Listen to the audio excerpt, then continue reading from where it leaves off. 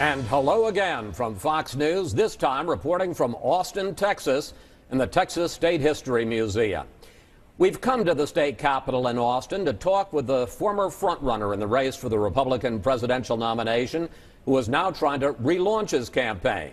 We continue our series of 2012 one-on-one interviews with Texas Governor Rick Perry. And Governor, welcome back to Fox News Sunday. Thank you, and welcome to Texas. I hope you enjoyed your stay. Yeah, we have so far. You have dropped in the polls from a high of 38% when you got in August to a low of 6% in one of the polls this week. Your new campaign staffers talk about trying to reboot Perry 2.0. So what's the message you want to give to voters as you try to get them to give you a second look? Yeah, for the first 8 weeks, we were traveling across the country, just shaking hands, introducing ourselves, and people knew two things: that I was the governor of the state of Texas and I had a beautiful and smart wife. In the last 2 weeks now, they've actually got to put the meat on the bone, if you will. We laid out our jobs and energy plan, 1.2 million Americans back to work, opening up our federal lands and our waters for energy exploration, getting this country back truly secure from hostile countries that we're buying foreign oil from. Then we laid out just this last week, and people are just getting their arms around our cut and balance and grow plan, where we talk about that 20% flat tax, where we talk about how to cut the spending, how we grow this economy. And I think when Americans take a look at that, they're going to go, you know what? Not only is this a great plan, this fellow's got the record as the governor of Texas for 10 years of doing it. That's who we need in the White House. It's got the courage to stand in the gap and put these types of reforms in place. But why should voters, and some have certainly been paying attention the last couple of months, we had 6 million people watch the last Fox debate, why should those voters disregard the last 2 months? Quite frankly, your poor performance in the debates and some parts of your record on immigration, in-state tuition, the HPV vaccine, that didn't turn out to be as conservative as they might have hoped? Well, when you take a look at the debates, I readily admit I'm not the best debater in the world. With as many debates as we've got coming up, I may end up being a pretty good debater before it's all said and done. But when they look at the record, when they look at what we've done, nobody's been stronger on immigration than I have. You want to take the issue of whether or not governors have to deal with tough and hard issues because the federal government has absolutely failed at securing that border, and then we have to deal with that. I readily respect that, and I would not tell any state they need to do a particular thing on that as we did in the state of Texas. But whether it's putting Texas Ranger recon teams $400 million on that border, vetoing driver's license bill for illegals, whether it was passing a voter identification bill before you can vote, there's not anybody on that stage that's any tougher, any right on the immigration issue than I am. Let's talk about the debates, though. Your staff indicated this week that you're going to skip some, but the news overnight is that you've signed up for the next 5 debates, which take you through November and into early December. But you told Bill O'Reilly this week that you felt it was a mistake to participate in any of them. Why? Well, I said that 18 debates is, I think, way too many debates, frankly. It's just it's an incredible amount of time and preparation and what have you. I really like getting out and being able to talk to people, just like I'm talking with you today, where you have time to lay out your ideas. We got a great debater, a smooth politician in the White House right now. That's not working out very good for America. If you want to know how somebody is going to perform in the future, take a look at their past. And as the governor of the state of Texas, we created more jobs in the state than any other state in the country. And I think that's what Americans are really interested in. People sitting around a coffee table today, the kitchen table, and they're going, how are we going to get this country back working again? I've laid out a plan, I've got the courage, and I've got the record to put that in place. We're going to get to your plan and drill down to it in a moment, but I still want to focus on these debates because what I've heard and emails I got from a lot of conservative voters is they say, okay, maybe he's not the greatest debater, but we need somebody next fall where there are going to be these 3 big debates, 100 million people watching each time, who's going to be able to get up on that stage with Barack Obama and make the case against him. And they worry, based on your performance, you're not that man. Well, I'm not worried a bit that I'll be able to stand on the stage with Barack Obama and draw a very bright line, a real contrast between an individual who's lost 2.5 million jobs for this country, someone who is signaling to our opponents when we're going to pull out of a particular war zone, an individual who has taken an experiment with the American economy and turned it into an absolute Frankenstein experience. Oh, I think I'm going to be able to stand on that stage and draw a clear contrast with Barack Obama. Okay. You did propose a major tax reform plan this week, and as I said, we got some time, so let's drill down into some of the details of it. You give people a choice, a 20% flat tax, or they can stay in the current system. Now, one assumes that most people are going to figure it out and decide to go with the plan that they pay the fewer taxes, the less in taxes.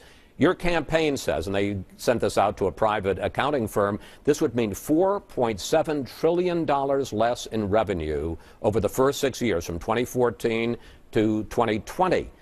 Doesn't the Perry plan blow a hole in the deficit?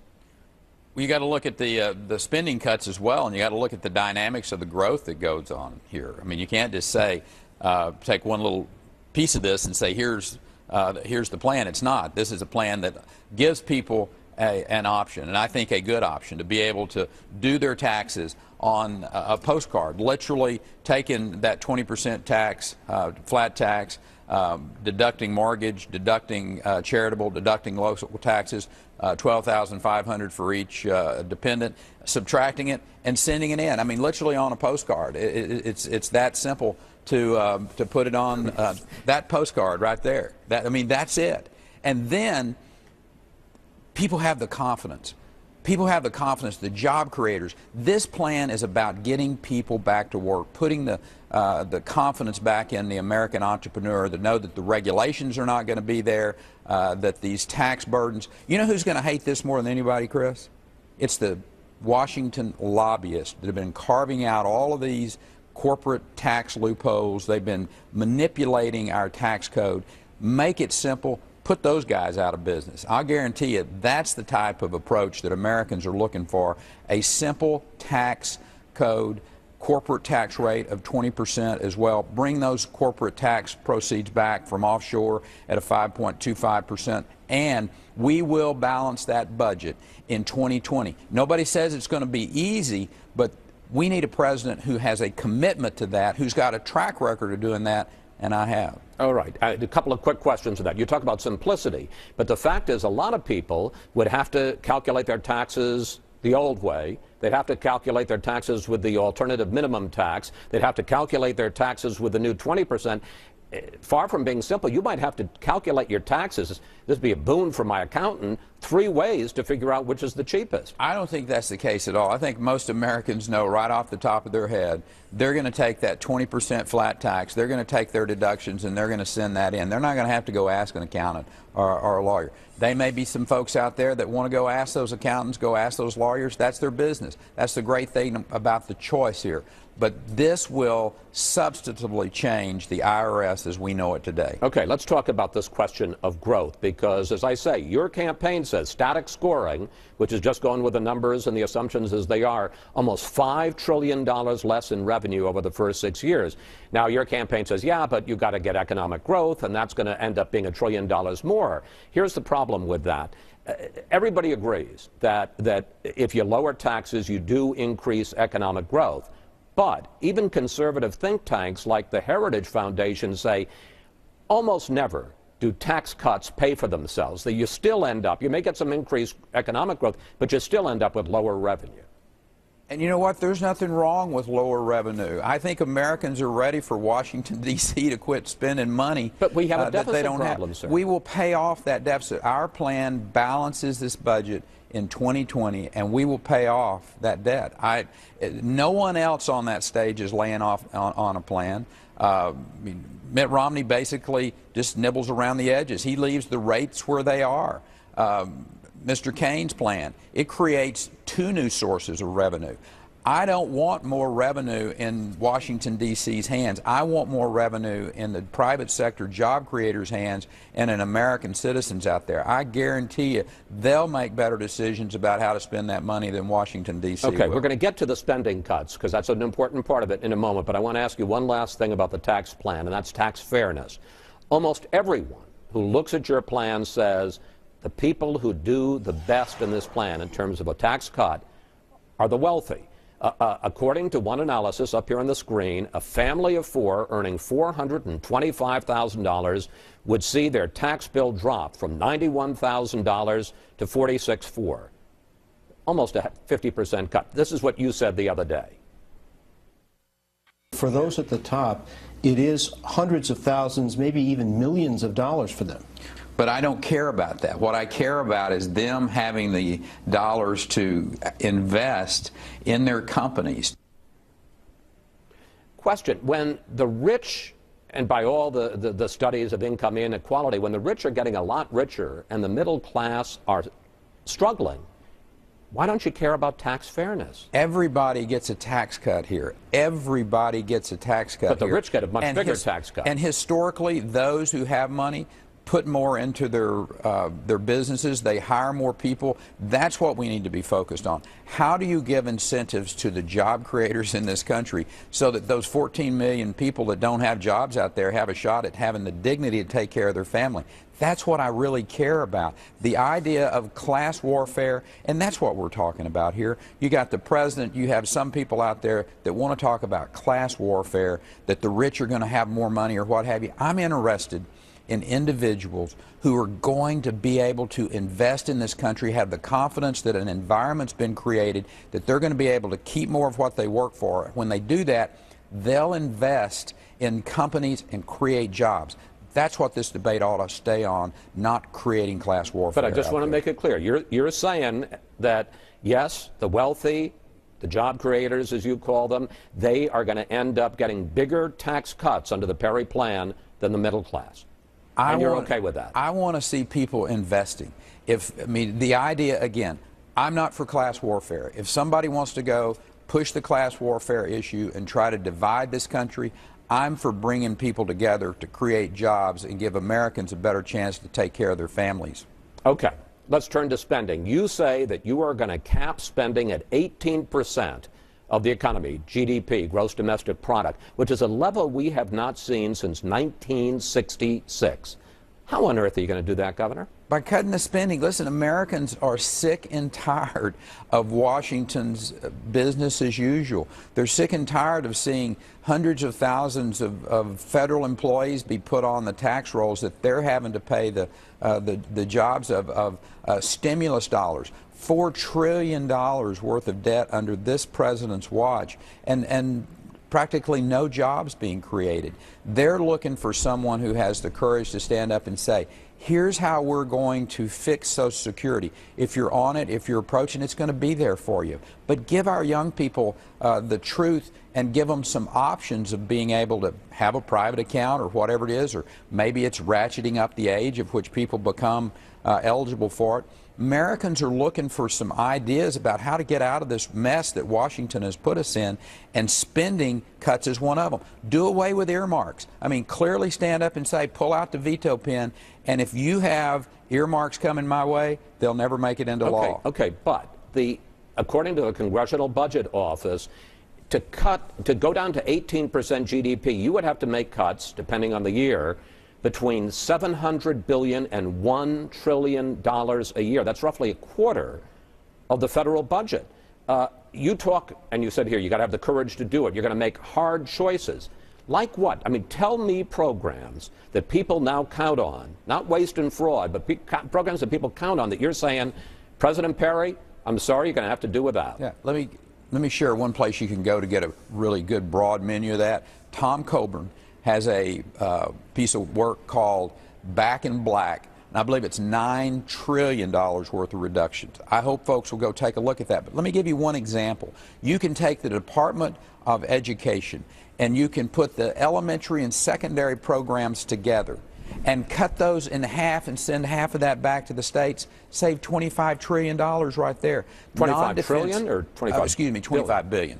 Okay, but that still leaves you with $975 billion. But I understand, but you asked me for an example. No, there is one of the examples. I mean, we have so many programs in government that aren't creating jobs. All they're doing is creating government jobs, and Americans are sick of that. They want someone who will stand up and say, listen, we're going to cut the size of spending, we're going to cut the size of these programs. Is it going to be, anybody that stands up and says, oh, this is all going to be painful, you might want to consider them to be suspect. You better believe it's hard. In Texas, this last session of the legislature, we cut spending by the first time since World War II. A lot of gnashing of teeth, a lot of people saying, oh, the world is going to come to an end. But the fact is, you got to have a president that has the courage to stand up and say what? The future of this country demands that we have less spending going on, and I will do that. Okay. The purpose of all of this, of course, is to put America back to work, to create jobs. Well said. No question about it. You have a strong record here in Texas of creating jobs. 40% of all the new jobs in the last 2 years here in the state of Texas. You talk about that in your first TV commercial. Let's take a look. As president, I'll create at least 2.5 million new jobs, and I know something about that. Governor, here's what I don't get about that 2.5 million jobs. 2.5 million jobs is terrible. That wouldn't be nearly enough for the first 4 years of an administration. We looked at it. We would roughly need 6 million jobs in the first 4 years just to stay even with population growth. So 2.5 million jobs, the unemployment rate would increase. Jimmy Carter created 10.5 million jobs in his first 4 years. Listen, I think it's amazing that people, when we've lost 2.5 million jobs in this country, and there is another state that is juxtaposition to that, that created 1 million jobs, and for people to go, well, that's not enough. Let me tell you, any job at this particular point in time helps. But you give confidence to the American people. Give me a good example. Bring in that money that's offshore, the money that can be repatriated at 5.25% in my plan. That will create, according to the Chamber of Commerce, American Chamber of Commerce, $360 billion worth of economic activity. We've got to give Americans the confidence that they're going to be able to keep more of what they work for, and that these regulations that are strangling businesses, small banks with Dodd-Frank, Obamacare that's coming down the pack, that is going to give the confidence to these job creators. But how do you answer this question? 2.5 million jobs doesn't even keep pace with population growth. Our unemployment rate would increase under this goal. Absolutely. I don't believe that for a minute. That is just absolutely false on its face. Americans will get back to work. Now, are we going to go out and make some claim and say, oh, it's going to create 10.5 million jobs without, we'd be having the same conversation, oh, that's not realistic. I will tell you one thing. You give this plan a chance. You put Americans where they know that they're going to pay their income tax on a postcard, that they're going to have those kind of cuts, that they're going to have a balanced budget amendment to the United States Constitution in 4 years, and they will go back to work. Manufacturing jobs will come back to this country. The idea that I'm going to let people talk this plan down for the sake of just having an intellectual discussion is not correct. I know what happens. In Texas, we've seen it, and Americans are dying for a president that understands. Create an environment where job creators know they can risk their capital and have return on investment. They will go create jobs, and lots of them. What do you think of President Obama's plan to pull all U.S. troops out of Iraq by the end of the year? Well, I think any time a commander-in-chief, and I got a little experience here. I wore the uniform of our country as a pilot in the United States Air Force. I also am the commander-in-chief of 20+ thousand American National or Texas National Guard troops that we loan to the federal government on a pretty regular basis. The idea that a commander-in-chief would stand up and signal to the enemy a date certain of which we're going to pull our troops out, I think is irresponsible. You need to be talking to your commanders in the field. You need to be working with the experts who understand what's going on in those countries, for instance. We need to finish our mission in Iraq and Afghanistan. You better believe I want our kids home as soon as we can and safe, but to give that signal that we're going to pull them out is really bad public policy, and more importantly, it's putting our kids' lives in jeopardy. But in both Iraq and Afghanistan, the president says there have got to be limits to how long we spend building those other nations when there are so many problems here at home. Well, having the conversation with your generals. I mean, when you think about what this president has done, he fired one general because he didn't like what they said about it. He didn't listen to other generals on other issues. So, I mean, from my perspective, he has lost his standing from the standpoint of being a commander-in-chief who has any idea about what's going on in those theaters. He's making mistakes that are putting our kids that are in theater, and I think future issues dealing with, whether it's in the Middle East or whether it's in the South China Sea, with our allies, putting all of that in jeopardy because of this unwavering, or I should say this wavering or this aimless approach to foreign policy of which he has. You said recently that the federal government doesn't have any need to be subsidizing energy, correct? That's correct. I think the federal government needs to be completely out of the subsidization or the tax credit side on the energy. Why then? States can do it. Okay, and I understand, and you have done it in this state. But why then in 2008 did you, as governor, write a letter to the Energy Secretary in Washington, Samuel Bodman, urging him to approve a federal loan guarantee for an energy company in Texas? I don't recall which one that is, but let me share with you. Let me just to help. Sure. I'll put it up on the screen. It was July 29th, 2008, so not so long ago. You wrote the Bush administration, Samuel Bodman, I am writing to express my strong support for the proposed nuclear power generating facility. This is NRG right. in Matagorda County. I mean, it sounds like you were asking him to do just what you say he shouldn't do. We were asking to, at that particular point in time, for the federal government to support the nuclear power industry in the state of Texas or across the country from that standpoint. But from a general standpoint, any type of federal dollars flowing into these industries we think is bad public policy. Whether it's the ethanol side, whether it's nuclear power side, whether it's the oil and gas side. But then why did you ask him to give the money? Well, let me just tell you, I've changed my position from the standpoint of having any desire to have the federal government. What I've learned some things over the course of the years, and what I've learned is the federal government, by and large, you keep them out of these issues, particularly on the energy side, and I think that's the best position for us to take as Americans today. Let the market figure it out.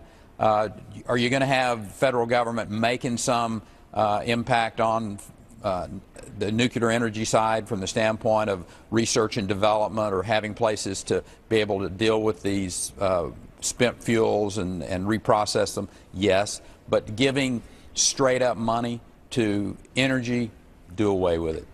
What do you think of Mitt Romney?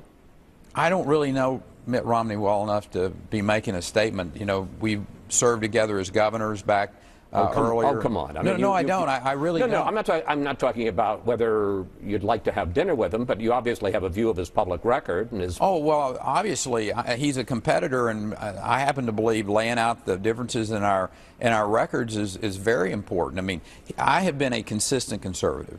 You go back through my record for 20-plus years, I have been a consistent conservative. I've always been in favor of the Second Amendment and protecting Second Amendment. I've always been pro-life. I've always been a fiscal conservative.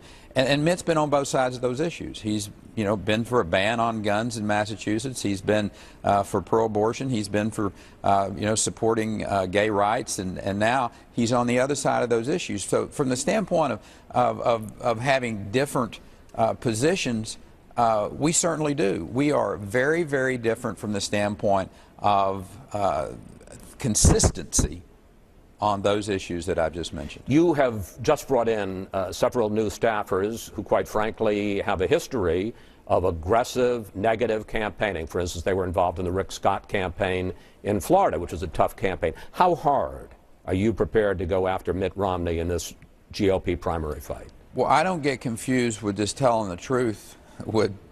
Someone might say that's negative.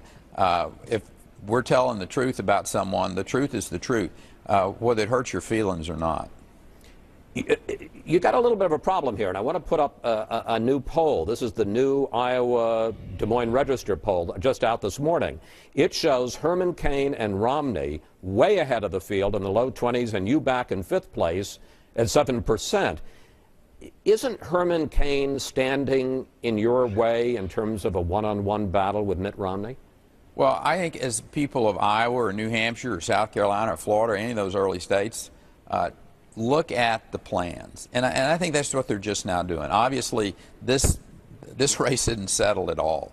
As they look and see, who is it that's going to lay out a plan to get America working? When they look at what Mitt's doing and just nibbling around the edges, when they look at what Herman's plan does from the standpoint of create 2 new sources of taxes, both a VAT and a sales tax, and they look at our plan that really will get America working, and then they take and know that there is a 10-year record of being a solid conservative on issues of whether it's immigration or whether it's on fiscal conservatism or social issues, I feel pretty comfortable where we'll be on Election Day.